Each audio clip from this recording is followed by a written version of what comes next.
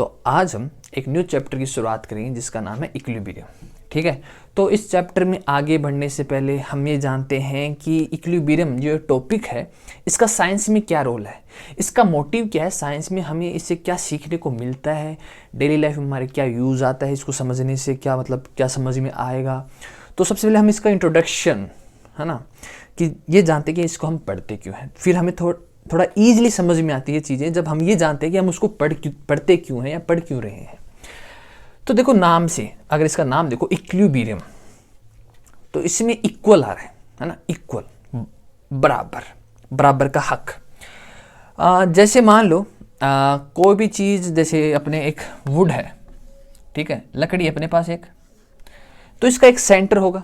आपकी फिजिक्स में आता है centre of mass, centre of point, मतलब कोई भी ऑब्जेक्ट, जैसे ये मार्कर है तो इसके एक सेंटर में एक वैल्यू है इसकी, मतलब एक ऐसी जगह होगी जहाँ पर ये दोनों तरफ इक्वल होगा, है ना, ये दोनों तरफ इक्वल होगा। कोई भी चीज़ उसका एक सेंटर पॉइंट होता है जहाँ वो दोनों तरफ इक्वल होता है। तो अपना ये चैप्टर ये इसी बात पे है, इक्वल होना। कोई भी ऑब्जेक्ट है इन द यूनिवर्स, उसका कोई ना कोई सेंटर पॉइंट होता है, ठीक है, और उस सेंटर पॉइंट से वो दोनों तरफ इक्वल होता है।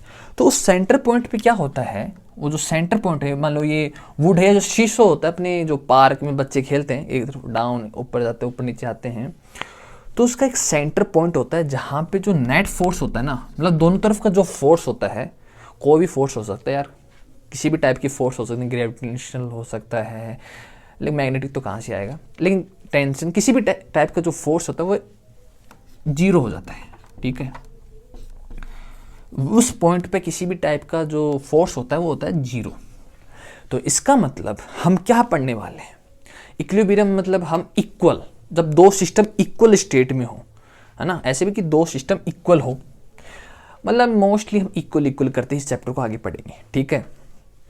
अब जैसे देखो, अब इसको हम अगर थोड़ा और डिटेल में जाएं, जैसे अपने क्या होता है कि हम ऑक्सीजन को इनहेल करते हैं और जो कार्बन डाइऑक्साइड है वो हम छोड़ते हैं, ठीक है। तो ये प्रोसेस रेगुलर चलता रहता है, हम ऑक्सीजन लेते हैं और कार्बन डाइऑक्साइड छोड़ते हैं। तो अगर देखो तो ऑक्सीजन हम रेगुलर लेते हैं और कार्बन डाइऑक्साइड हम रेगुलर छोड़ते हैं एक ही प्रोसेस में। अगर हम एक मॉलिक्यूल का ऑक्सीजन लेते हैं तो हम एक मॉलिक्यूल का कार्बन डाइऑक्साइड छोड़ते हैं, ठीक है। तो इसका मतलब कौन सी स्टेज है अपने पास, मतलब देखो इसमें कोई चेंज नहीं आएगी, मतलब दोनों इक्वली हैं, कोई चेंज नहीं होगा दोनों के अंदर, है ना, दोनों के अंदर कोई चेंज नहीं होगा। ऐसा तो है नहीं कि एक टाइम पर दो कार्बन डाइऑक्साइड की मॉलिक्यूल छोड़ दिया हमने दो, या एक टाइम पर हमने दो ऑक्सीजन की मॉलिक्यूल ले लिए, एक मोमेंट के ऊपर एक हम इनहेल कर रहे हैं और एक हम एक्सहेल कर रहे हैं, ठीक है।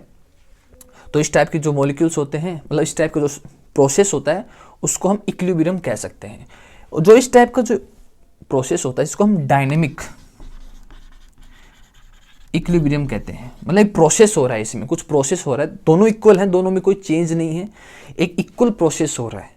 तो इस टाइप की जो प्रोसेस होता है उसको हम डायनेमिक इक्विलिब्रियम कह सकते हैं, ठीक है।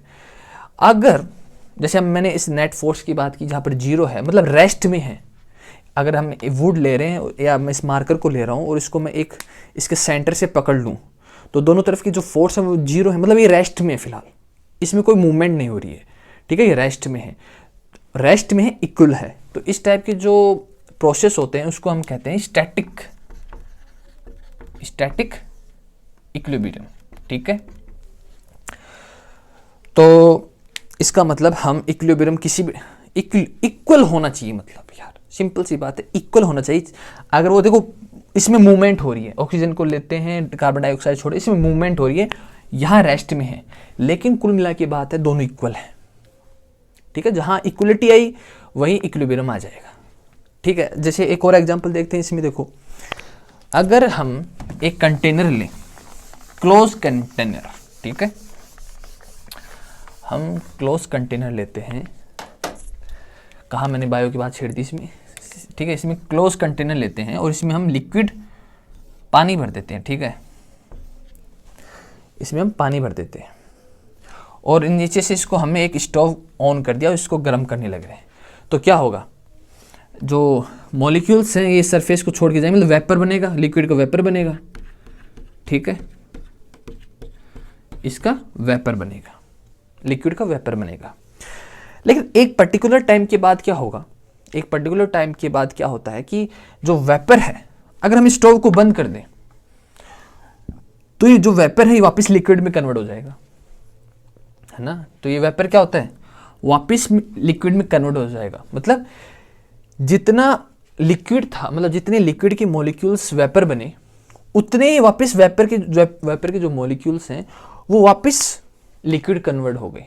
इस प्रोसेस में क्या हुआ कि जितने लिक्विड के मॉलिक्यूल्स थे, जितने वेपर में कन्वर्ट हुए, उतने ही वेपर के जो मॉलिक्यूल्स थे वापस वो लिक्विड में कन्वर्ट हो गए, ठीक है। अब इसको हम अगर खोल के देखेंगे ना तो हमें पता ही नहीं चलेगा कि ये प्रोसेस हुआ भी था क्या। हमें तो लिक्विड वैसे का वैसा मिलेगा, पानी वैसे का वैसा मिलेगा। तो इस टाइप का जो प्रोसेस होता है ये भी इक्विलिब्रियम में हमारे पास आता है। तो आई थिंक आपको समझ में आ गया होगा कि हम इस चैप्टर में किस टॉपिक्स के ऊपर बात करेंगे, है ना। देखो इसमें क्या होता है कि ऐसा भी हो सकता है कि जो ये प्रोसेस है, जो अपना इक्विलिब्रियम का प्रोसेस है, ये स्लो भी हो सकता है।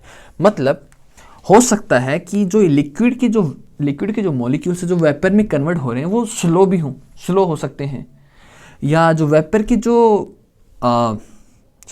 जो मॉलिक्यूल्स हैं वो लिक्विड में कन्वर्ट हो रहे हैं वो फास्ट भी हो सकते हैं, है ना। तो ऐसे भी प्रोसेस हो सकता है। फाइनल हमें क्या रिजल्ट मिलता है ये इस बात पे ये डिपेंड करता है, ठीक है। तो फाइनल रिजल्ट हम देखते हैं कि फाइनल रिजल्ट क्या हुआ।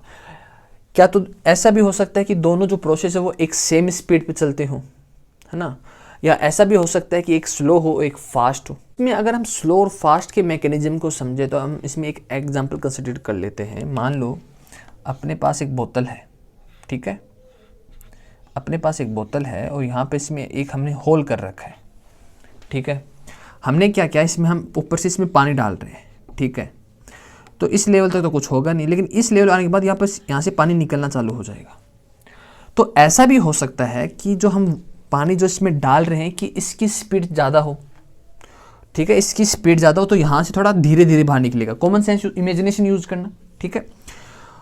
हो सकता है कि हम वाटर को ये डाल धीरे धीरे रहे, लेकिन जो यहाँ से है वो बाहर जो निकल रहा है वो जो पानी वो तेज़ी से निकल रहा है, फास्टली निकल रहा है। या ऐसा हो सकता है कि हम पानी जिस स्पीड से डाल रहे हैं उसी स्पीड से पानी इस बोतल से बाहर भी निकल रहा है। इस टाइप से प्रोसेस हमारे पास 3 टाइप से आ जाते हैं कि इक्वल भी हो सकता है, स्लो और फास्ट भी हो सकता है। तो इक्विलिब्रियम जो अपने पास जो ये अपना टॉपिक है ये फिजिकल भी हो सकता है और केमिकल भी हो सकता है, ठीक है। फिजिकल मीन्स अगर आप फिजिकल की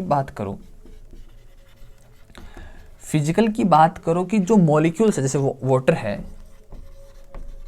वाटर जब सॉलिड से लिक्विड में कन्वर्ट होता है, आइस से जब मेल्ट होके लिक्विड में कन्वर्ट होता है, तो इसके जो मॉलिक्यूल्स हैं वो थोड़ी चेंज हो रही है। इसमें इसके पास फेस ट्रांसफॉर्मेशन हो रहा है, मतलब इसका फेस चेंज हो रहा है, लेकिन इसका जो मॉलिक्यूल्स है वो थोड़ी चेंज हो रहे हैं।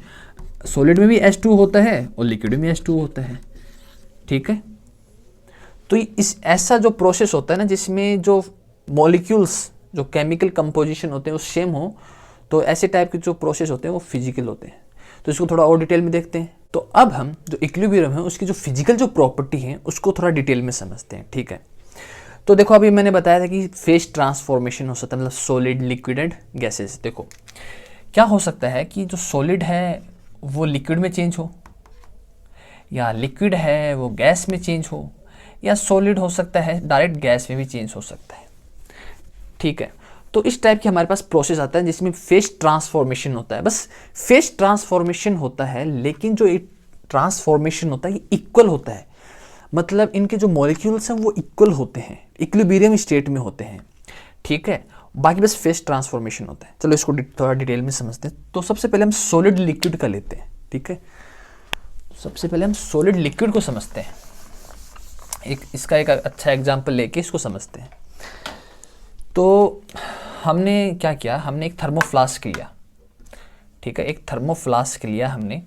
थर्मोफ्लास्क मीन्स जिसमें जो हीट ट्रांसफर ना हो, मतलब हीट ना तो बाहर जा सके ना अंदर आ सके, और प्रेशर भी जो इक्विलिब्रियम जो स्टेट का जो प्रेशर होता है एटमॉस्फेरिक प्रेशर हो, मतलब जो इसका प्रेशर वही प्रेशर, ठीक है, हम लेके चलते हैं। और जो टेम्परेचर है वो हम 0 डिग्री सेल्सियस लेके चलते हैं, ठीक है, मतलब 273 केल्विन। हमने क्या किया, हमने इसके अंदर, इस थर्मोफ्लास्क के अंदर हमने लिक्विड डाल दिया, हमने इसके अंदर लिक्विड डाल दिया, वाटर, ठीक है, पानी, और इसमें हमने आइस क्यूब्स भी डाल दिए, ठीक है, ये आइस क्यूब ऐसे ले लो थे। हमने इसके अंदर क्या किया, आइस भी हमने इसके अंदर डाल दी, ठीक है, और इसको हमने छोड़ दिया। तो देखो इसमें होता क्या है, इसमें जो अपने पास ये जो आइस के जो मॉलिक्यूल्स होते हैं वो लिक्विड के जो मॉलिक्यूल्स हैं उनसे इंटरेक्ट करते हैं, ठीक है। इसके जो मॉलिक्यूल्स है ना, वो देखो लिक्विड के जो मॉलिक्यूल्स होंगे इनके पास कुछ एनर्जी होती है, मतलब इनके पास जो मूवमेंट है वो ज़्यादा होगी, क्योंकि सॉलिड है तो भाई सॉलिड के जो मॉलिक्यूल्स हैं वो तो एक जगह रहेंगे, ठीक है, लेकिन जो लिक्विड के मॉलिक्यूल्स हैं इनके पास मूवमेंट होती है, इनके पास काइनेटिक एनर्जी होती है। तो ये क्या करेंगे, ये इस सॉलिड से, इस आइस से इंटरेक्ट करेंगे। जब ये इनसे इंटरेक्ट करेंगे, जब लिक्विड के जो मॉलिक्यूल्स हैं वो आइस से जब इंटरेक्ट करते हैं तो ये आइस में चेंज हो जाते हैं, ठीक है, सॉलिड में चेंज हो जाते हैं, ठीक है। क्यों? क्योंकि देखो इनका जो टेम्परेचर वो काफ़ी लो है, आइस का टेम्परेचर काफ़ी लो है, तो वो क्या करेगा, इसकी एनर्जी को सोख लेगा, मतलब अब्जॉर्ब कर लेगा, ठीक है। तो मतलब लिक्विड आइस में कन्वर्ट हो जाएगी। फिर यहाँ पर जो आइस है इसमें क्या होगा, देखो आइस के जो मॉलिक्यूल्स हैं ना, देखो आइस के जो मॉलिक्यूल्स हैं वो एक जगह होते हैं, इनके पास ज़्यादा मूवमेंट नहीं होती है ना। ये पता होना चाहिए आपको, स्टेट्स ऑफ मैटर हमने इसको डिटेल में समझा है। अब जो लिक्विड के जो मॉलिक्यूल्स होते हैं, जो लिक्विड के जो मॉलिक्यूल, मैं इसको प्लस से शो करता हूँ, ठीक है। तो लिक्विड के जो मॉलिक्यूल्स हैं इनके पास मूवमेंट होती है, इनके पास कुछ काइनेटिक एनर्जी होती है।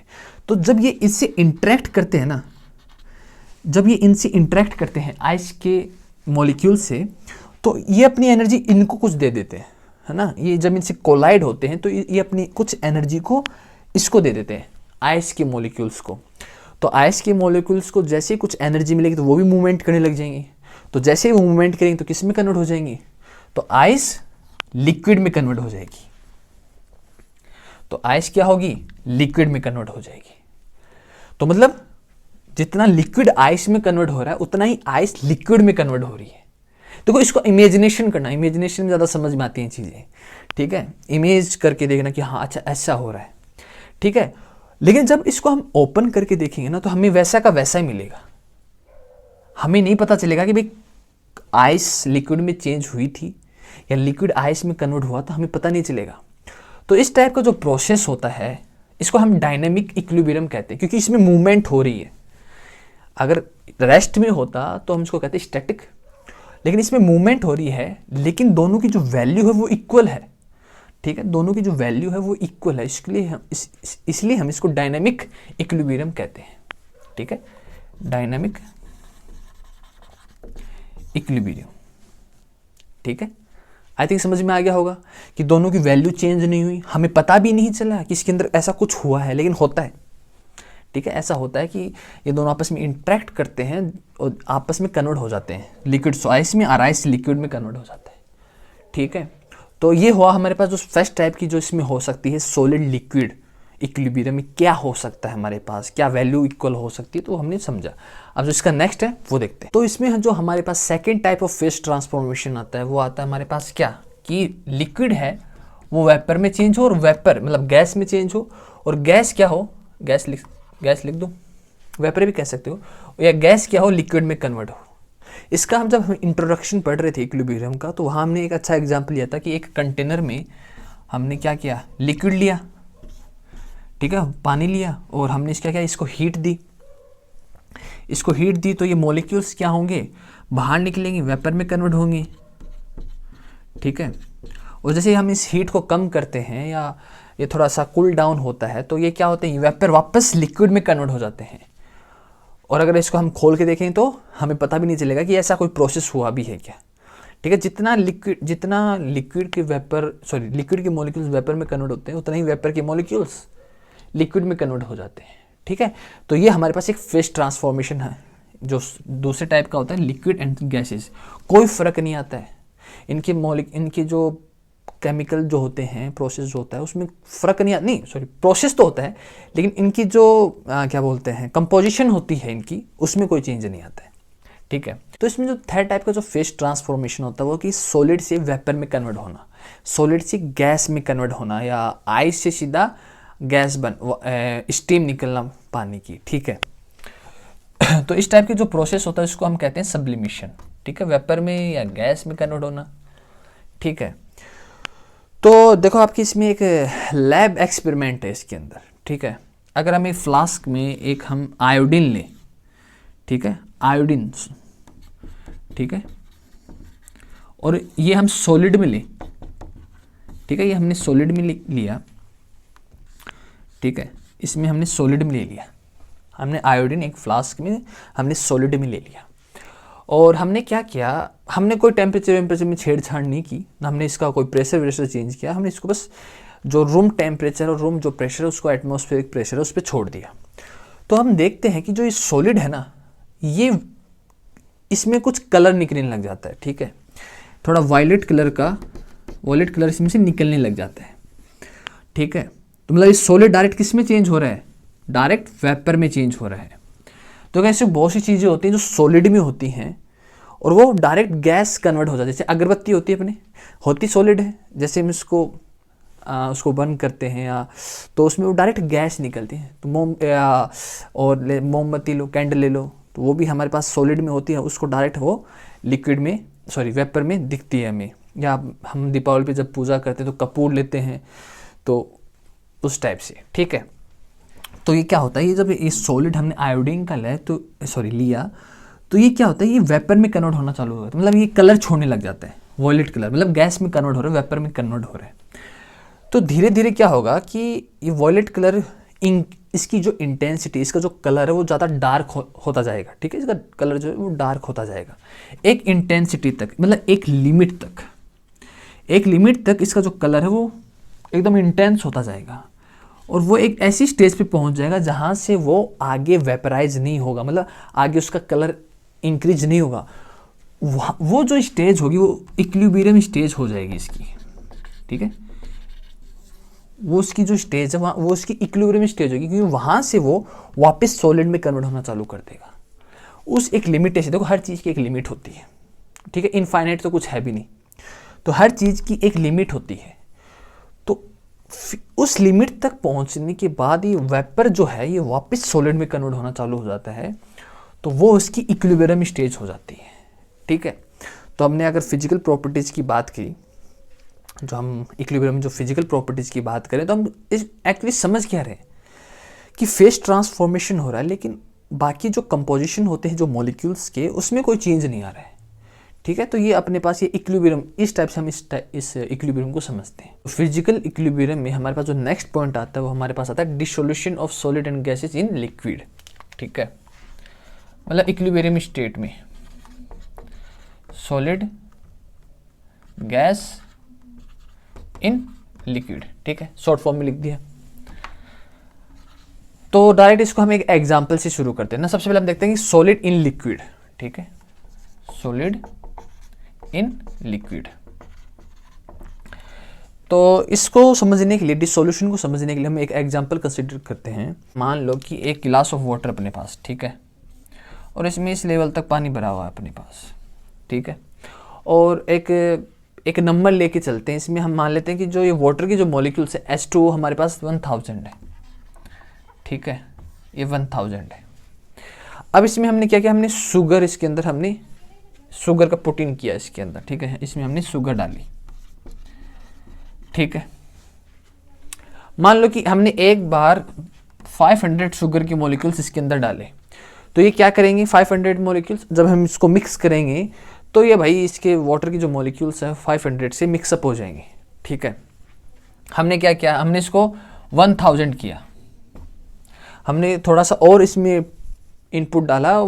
मान लो आप शुगर की जो मॉलिक्यूल्स है वो 1000 अपने पास हैं। अब वाटर की जो मॉलिक्यूल्स हैं जो ये हैं इक्वल हैं, तो इक्वली मिक्सअप हो जाएंगे। अब हमने क्या किया, हमने 500 और इसके अंदर शुगर डाली, 500 मॉलिक्यूल्स और इसके अंदर हमने शुगर डाली, मिक्सअप होगा? जो वाटर के हमारे पास जो मॉलिक्यूल्स है वो 1000 है। अब हमने इक्वल तो मिक्सअप कर दिया, लेकिन हमने 500 और मिक्स किया, ये मिक्स होगा? नहीं होगा, है ना, क्योंकि वाटर की मॉलिक्यूल्स नहीं है, क्योंकि हर एक चीज़ की लिमिट होती है। तो उस लिमिट तक हम इसके पहले पहुंच चुके हैं। अब इसके आगे ये जो है ये इसमें डिसॉल्व नहीं होगा, ठीक है। तो जो ऐसी स्टेज होती है ना जहाँ पे वो और ज़्यादा मिक्सअप ना हो सके, एक लिमिट होती है ना कि उसके आगे और मिक्सअप नहीं होगा, तो ऐसी जो सिचुएशन होती है इसको हम कहते हैं सैचुरेटेड सिचुएशन या फंक्शन, कुछ भी कह लो। एक सैचुरेटेड स्टेट होती है इसको, जहाँ पर उससे ज़्यादा ये मिक्सअप नहीं होगा, ठीक है। अब डिसोल्यूशन पढ़ रहे हैं हम एक्चुअली, तो इसमें होता क्या है, हम इक्विलिब्रियम की बात करें ना, इक्वली प्रोसेस, एक डायनेमिक इक्विलिब्रियम जहाँ प्रोसेस सेम हो लेकिन कोई केमिकल कंपोजिशन जो है उसमें चेंज ना आए, ठीक है।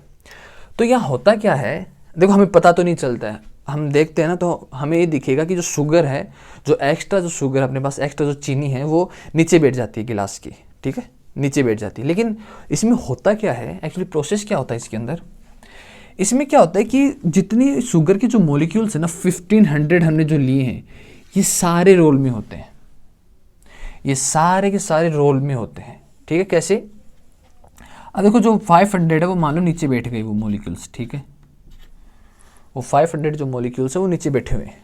लेकिन होता क्या है, ये ऐसे नहीं कि ये कुछ कर नहीं रहे, इसमें होता क्या है, जो वाटर के जो मॉलिक्यूल्स हैं और जो शुगर की जो मॉलिक्यूल्स हैं जो पहले मिक्सअप हो चुके हैं ना, इसमें क्या होता है कि ये जो मॉलिक्यूल्स हैं जो अभी हमारे पास जो सॉलिड फॉर्म में पड़े हैं, ठीक है, ये क्या करते हैं, ये एक टाइम के लिए ये वाटर के साथ, वाटर मॉलिक्यूल के साथ मिक्सअप हो जाते हैं। वहीं जो शुगर मॉलिक्यूल जो वाटर के साथ मिक्सअप था वो सॉलिड में कन्वर्ट हो जाता है, ठीक है। मतलब ये प्रोसेस चलता रहता है, हमें पता नहीं चलेगा, हमें तो जो शुगर हो हमें नीचे दिखेगी, लेकिन इसमें प्रोसेस क्या होता है, कोई भी इसमें खाली नहीं बैठा है। जो ये मॉलिक्यूल्स हैं नीचे शुगर के जो सॉलिड फॉर्म में है, ये वाटर मॉलिक्यूल के साथ लिक्विड फॉर्म में आ जाते हैं। वहीं जो लिक्विड के साथ जो मॉलिक्यूल्स थे वो सॉलिड फॉर्म क्रिस्टल में कन्वर्ट हो जाते हैं। तो ये ऐसा ही प्रोसेस चलता रहता है, ठीक है, इसमें कोई खाली नहीं बैठा रहता। तो इसका मतलब ये जो प्रोसेस है कि सॉलिड लिक्विड में चेंज हो रहे हैं, मतलब सॉलिड शुगर की मॉलिक्यूल्स वो लिक्विड में चेंज हो रहे हैं, लिक्विड वाला सॉलिड में चेंज होता है, इसको हम डायनेमिक इक्विलिब्रियम हमारे पास ये हो जाता है, ठीक है, डायनेमिक इक्विलिब्रियम। देखो इसमें हम मतलब इसमें हमने क्या समझा कि एक लिमिट तक होगा इसका सॉल्यूशन, डिसोल्यूशन इसके एक लिमिट तक होगा, ठीक है। अब उससे ऊपर अगर हमने लिमिट डाल दी, उसके ऊपर हमने कोई वैल्यू और ऐड कर दी, तब क्या होता है, और एक्चुअली ये बात हमें पता भी नहीं चलती है, ठीक है, एक्चुअली ये बात हमें दिखाई नहीं देती कि प्रोसेस हो रहा है, लेकिन एक्चुअली ऐसा प्रोसेस होता रहता है उसके अंदर। यहाँ पे शुगर क्या कर रहा है, शुगर यहाँ पर डिसोल्यूशन भी हो रहा है और वो क्रिस्टल में भी चेंज हो रहा है। तो इसका मतलब जो rate of dissolution of the rate of dissolution of sugar ये इक्वल होगा rate of crystallisation of sugar, ठीक है। मतलब जो सॉलिड इसमें जो है वो लिक्विड में चेंज हो रहा है और जो लिक्विड है वो सॉलिड में चेंज हो रहा है, ये इक्वल प्रोसेस होगा, एक डायनेमिक इक्विलिब्रियम होगा जिसमें सब कुछ सेम होगा, है ना, कोई कंपोजिशन में कोई चेंज नहीं आएगा इसके अंदर, ठीक है। आई थिंक समझ में आ गया होगा डिसोल्यूशन मतलब हम एक्स्ट्रा जब एडअप करते हैं तब क्या होता है। अब वहीं देखते हैं कि जो गैस होती है वो कैसे इन लिक्विड बिहेव करती है। अगर हम गैस को लिक्विड में देखें, ठीक है ना, गैस को लिक्विड में देखें तो इसका कोई एग्जांपल, कोई भी कोल्ड ड्रिंक लो आप, कोल्ड ड्रिंक में क्या होता है, जैसे हमने एक ये अपने पास एक कोल्ड ड्रिंक है, ठीक है, इमेजिनेशन का यूज़ है भाई, इमेजिनेशन करो, ठीक है। अब इसके अंदर मान लो यहाँ तक अपने पास कोल्ड ड्रिंक भरी हुई है, लेकिन ये हमें बाहर से देखते हैं जब ये हमें लिक्विड फॉर्म में नज़र आती है, ठीक है, जब इसको हम बाहर से देखते हैं तो हमें ये लिक्विड फॉर्म में नज़र आती है। लेकिन आपको पता है जब इसको ओपन करते हैं तो कुछ गैस बाहर निकलती है, वो होती है कार्बन डाइऑक्साइड, ठीक है। तो इसमें कर क्या रखा है, इसमें हो रहा क्या है कि इसमें क्या इसमें लिक्विड है और इसमें कार्बन डाइऑक्साइड है और ऊपर से इसको बंद कर दिया, एक टाइट प्रेशर में इसको बंद कर दिया, ठीक है ना। इस गैस को लिक्विड में एक टाइट प्रेशर में बंद करती है, ठीक है। तो वो हमें नज़र तो नहीं आती है, लेकिन जैसे इसको हम ओपन करते हैं ना, तो जो कार्बन डाइऑक्साइड है वो सारी बाहर निकल जाती है, ठीक है। वो गैस जो होती है वो बाहर निकल जाती है, क्योंकि वो एटमॉस्फेरिक प्रेशर में आ जाती है ना, एटमॉस्फेरिक प्रेशर में आ जाती है, जहाँ जो प्रेशर जो होता है वो लेस होता है, ठीक है, बहुत कम होता है, जिसके कारण वो फैल जाती है। तो यहाँ क्या प्रोसेस हो रहा है, यहाँ पर जो गैस है, जो एक गैस है, जहाँ थोड़ा सा ये इसको हमने कंप्रेस कर रखा था इन लिक्विड, ठीक है ना। जैसे ही हम इसका जो प्रेशर है वो एटमॉस्फेरिक प्रेशर करते हैं, तो जो ये गैस थी ये एटमॉस्फेरिक जो प्रेशर है, आउटसाइड जो प्रेशर है उसके इक्वल हो जाती है, ठीक है। गैस के जो प्रेशर होता है ना, ये जो प्रेशर होता है गैस का, ये जो आउटसाइड जो प्रेशर इसके इक्वल हो जाती है, ठीक है। मतलब जितनी गैस एक एटमॉस्फेरिक प्रेशर में इसमें होनी चाहिए ना, बस उतनी इसमें रह जाती है, बाकी बाहर निकल जाती है। तो इस प्रोसेस में होता क्या है एक्चुअली, जैसे इसको हम ओपन करते हैं, जो कार्बन डाइऑक्साइड जो इस लिक्विड के अंदर थी, उस कोल्ड ड्रिंक के अंदर थी, ठीक है, मतलब CO2 जो गैस थी सॉल्यूशन में,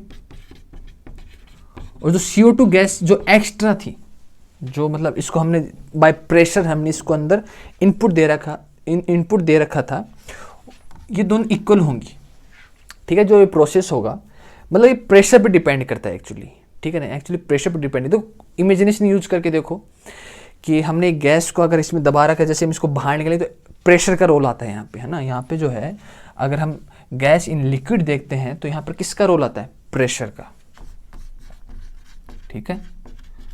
यहाँ आता है प्रेशर का रोल, ठीक है। और ये एक इक्विलिब्रियम स्टेट में, मतलब जितना इस लिक्विड में गैस होनी चाहिए ना उतनी आ जाती है, मतलब इक्विलिब्रियम स्टेट इसमें क्रिएट हो जाती है, ठीक है। तो ये अपने पास, अगर आप इस पॉइंट को थोड़ा डिटेल में समझे, देखो जितने भी प्रोसेस होते हैं ना, कि सॉलिड लिक्विड में चेंज हुआ, लिक्विड वेपर में चेंज हुआ, वेपर, तो इनमें कोई ना कोई फैक्टर जरूर काम आता है, ठीक है। यहाँ प्रेशर आता है, अगर आप सॉलिड से लिक्विड करो तो वहाँ पर टेम्परेचर का रोल आ जाता है, अगर आप सॉलिड से डायरेक्ट गैस को करो तो वहाँ पर वेपर प्रेशर का रोल आ जाता है। तो हर में कोई ना कोई प्रेशर टेम्परेचर का इसमें रोल आता है, ठीक है। तो कोई थोड़ा सा जो ये पॉइंट है थोड़ा सा ट्रिकी है, थोड़ा सा इसमें आपको इमेजिनेशन का यूज करना पड़ेगा, ठीक है। ये टॉपिक हमारी नॉर्मल लाइफ है, लेकिन हमें दिखाई नहीं देते हैं, हमें ये प्रोसेस हम देख नहीं सकते इन चीज़ों को, तो बस इसको हम इमेजिनेशन में कैलकुलेट कर सकते हैं, ठीक है। तो यहाँ पर इमेजिनेशन पावर काम आएगी, बाकी इसमें आप अगर इसमें डायरेक्ट समझने की कोशिश करोगे तो शायद मुश्किल ही समझ में आए, लेकिन जैसे आप थोड़ा सोचोगे इस चीज़ के ऊपर तो आपको ईजिली समझ में आएगा, ठीक है। अभी तक जो हमने फिजिकल इक्विलिब्रियम को समझा है, तो इसके अगर हम टोटल इसका कंक्लूजन निकाल के देखें तो हमारे पास कुछ पॉइंट निकल के आते हैं, वो देखते हैं, ठीक है। इसमें जो पहला पॉइंट निकल के आता है वो आता है कि जो भी फिजिकल इक्विलिब्रियम होगा, जो भी फिजिकल जो प्रोसेस होगा, वो एक क्लोज सिस्टम, और जिसका टेम्परेचर गिवन टेम्परेचर होगा, कोई भी उसमें टेम्परेचर वेरी नहीं करेगा, एक गिवन टेम्परेचर होगा और एक क्लोज सिस्टम में होगा। जैसे हमने बात की थी, जैसे लिक्विड जब वेपर में कन्वर्ट होता है, वेपर वापस लिक्विड में कन्वर्ट होता है, तो एक क्लोज सिस्टम में ये प्रोसेस होता है। अगर हम वाटर को लिक्विड में, आइस को लिक्विड में चेंज करें, आइस को वाटर में चेंज करें, वाटर को स्टीम में चेंज करें, तो ये एक क्लोज सिस्टम में, इसका मतलब जो ये अपना प्रोसेस है ये क्लोज सिस्टम में होता है। दूसरी बात कहता है कि अगर हम जैसे सॉलिड है लिक्विड में चेंज हो रहा है, ठीक है, तो ये जो प्रोसेस है ना कि सॉलिड से लिक्विड में चेंज हुआ और लिक्विड से सॉलिड में चेंज हुआ, जो इसकी रफ्तार होगी, जो इसकी स्पीड होगी, जो रेट ऑफ रिएक्शन होगी, वो दोनों की सेम होती है। चाहे इस तरफ से इस तरफ जाओ या इस तरफ से इस तरफ जाओ, दोनों इक्वल होती है, ठीक है। तीसरा पॉइंट ये कहता है कि जो ये प्रोसेस है, जो ये फिजिकल इक्विलिब्रियम में जो प्रोसेस हुआ है, इसमें जो प्रेशर हो, टेम्परेचर हो, कोई वॉल्यूम हो, जो भी हम ले रहे हैं इसके अंदर, जो क्वांटिटीज़ होती हैं वो इसमें कांस्टेंट होती है, रिमेन कांस्टेंट होती है। मतलब हम सॉलिड से लिक्विड में गए, एक वैल्यू होगी इन सभी की, प्रेशर टेम्परेचर इनकी एक वैल्यू होगी, वापस लिक्विड से सॉलिड में तो वही सेम टू सेम इसमें वैल्यू होगी। तो मतलब इसमें जो क्वांटिटीज़ या प्रॉपर्टीज़ होती हैं वो कांस्टेंट होती है। तो नेक्स्ट पॉइंट आता है हमारे पास, वो ये बताता है कि देखो इसमें सॉलिड से जब लिक्विड में चेंज होता है तो एक पॉइंट आता है, एक ऐसा पॉइंट आता है जहाँ पर लिक्विड में कन्वर्ट हो जाता है, मतलब एक इक्विलिब्रियम स्टेज। और लिक्विड के लिए भी वही सेम पॉइंट होगा जहाँ से वो सॉलिड में कन्वर्ट होता है। जैसे हमने आयोडीन के एग्जांपल में देखा था ना कि आयोडीन की एक लिमिट तक वो पहुँचता है, उसके बाद वापस वो सॉलिड में कन्वर्ट होने लग जाता है। तो वो दोनों जो वो वैल्यू है, या वह हम सॉलिड से लिक्विड में जा रहे हैं, लिक्विड से वापस सॉलिड में आ रहे हैं, तो दोनों के लिए वो वैल्यू जो हम जिस पैरामीटर पे हमें इक्विलिब्रियम स्टेज मिलती है वो कांस्टेंट होती है दोनों के लिए। ठीक है, दोनों के लिए वो वैल्यू भी कांस्टेंट होती है। सिंपल सी बात है, अगर डायनेमिक इक्विलिब्रियम है, दोनों एक इक्वल की बात कर रहे हैं, तो मान लो जैसे सॉलिड था, वो इस पॉइंट पर आने के बाद लिक्विड में चेंज हुआ, तो वहीं लिक्विड भी क्या करेगा, लिक्विड भी इसी पॉइंट पे आने के बाद सॉलिड में चेंज होगा। ठीक है, तो ये बताना चाह रहा हूँ, मतलब ये वैल्यू एक कांस्टेंट वैल्यू होगी। और जो लास्ट पॉइंट ये बोलता है कि वही एक जहाँ हम इक्विलिब्रियम स्टेज तक पहुँचते हैं वहाँ तक हम जितने भी वैल्यू हैं, वो जो प्रेशर, वॉल्यूम, टेम्परेचर जो भी हम इसमें लेते हैं क्वांटिटीज़, वो एक हम यहाँ तक एक्सटेंड कर सकते हैं, इस पॉइंट तक हम इसको बढ़ा सकते हैं। मतलब प्रेशर मान लो इस पॉइंट पे था 1 एटमॉस्फेरिक प्रेशर था, यहाँ पर 2 हो गया, यहाँ पर 3 हो गया, तो ये वैल्यू बढ़ सकती है उस पॉइंट तक, इक्विलिब्रियम स्टेज तक। कांस्टेंट दोनों के लिए सेम ही वैल्यू होगी, इसलिए हमने उस पॉइंट में कांस्टेंट बोला इसको। तो ये वैल्यू जो है ये बढ़ सकती हैं इस पॉइंट पर आने तक, इक्विलिब्रियम स्टेज तक आने तक। ठीक है, तो इसका हम मैग्नीट्यूड निकाल सकते हैं, मतलब एक्सटेंड कर सकते हैं इसकी वो वैल्यू, क्वांटिटीज़। ठीक है, तो फाइनली जो अपने पास जो फिजिकल इक्विलिब्रियम है उसको हमने डिटेल में समझ लिया आई थिंक। अगर कुल मिला के बात करें तो इक्विलिब्रियम होता है, उसमें बस कंपोजिशन चेंज नहीं होता, मतलब आइस है, वाटर में चेंज हुआ तो H2O, ये दोनों ही बात है। ठीक है, और इसकी हमने काफ़ी एग्जाम्पल भी देख ली, और आई होप आपको समझ में भी आ गया होगा। अब इसके बाद जो नेक्स्ट है वो हम देखते हैं केमिकल इक्विलिब्रियम क्या होता है, वो हम इसके नेक्स्ट पार्ट में देखेंगे। ठीक है, आई थिंक इस वीडियो में आपको ये समझ में आ गया होगा फिजिकल इक्विलिब्रियम।